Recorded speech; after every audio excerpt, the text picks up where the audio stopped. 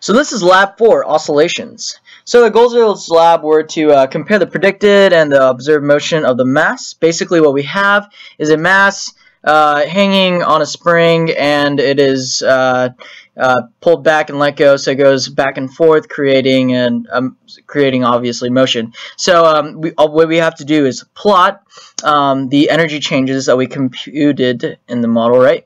So boom, there it is. Look at this big, nice graph we have going here, and this is saying that yes, it does agree with the energy principle, because the yellow line, which is delta E, equals 0.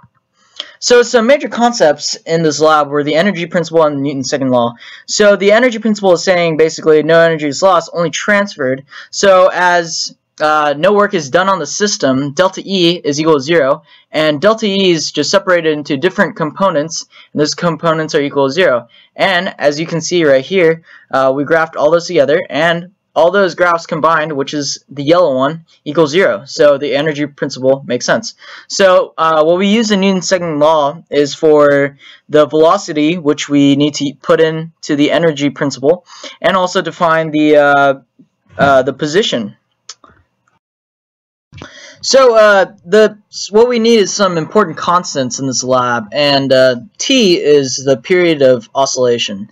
So the way we find t is that you see this right here. This is a period, and for each black arrow is a period. So obviously 3t is going to equal to the point right here, which is 4.75, and we solve for t, which is 1.58, and then K sub s is need to be found for our later formulas, and what that is 4 pi squared times m divided by t squared, and we find that Ks is 6.36, and we need to find L naught, which is mag L minus mg over Ks, and all of these just work together so that we can find certain constants.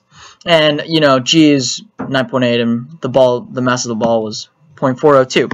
All right, so the important part. So we have kinetic energy and potential energy. So basically what we have is delta E, which is the change of energy, and delta E goes into different components, and we have kinetic energy, and the way we find kinetic energy is 1/2 of the mass of the ball times the ball's velocity squared. So we use Newton's second law to find the velocity, and then we obviously have the mass of the ball. So delta K, which is kinetic energy, is K minus K initial. And then so for potential energy, this one's a little different because it goes into two components, which is gravitational and spring. So UG is equal to ball M times G times height, which is ball dot position of Y. And then delta UG is UG minus UGI, which is pretty obvious. And then potential energy spring is 1/2 of Ks s squared.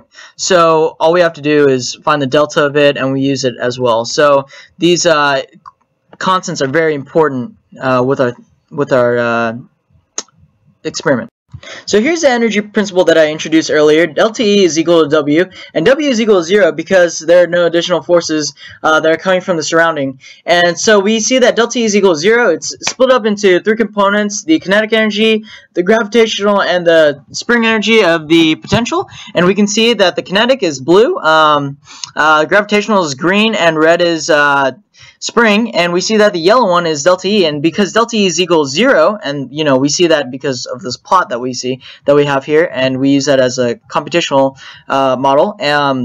We see that the energy principle does make sense. There are two forces on the mass, F spring and F grav, and what happens is that F grav is the black one pointing down always, and it's constant, but F spring changes as the Ks. The S changes, not the Ks. The S changes. So as it gets longer and shorter, the whole F spring changes. And then what we have is the velocity and position, and we use that to compare the actual and the model. So what does it mean?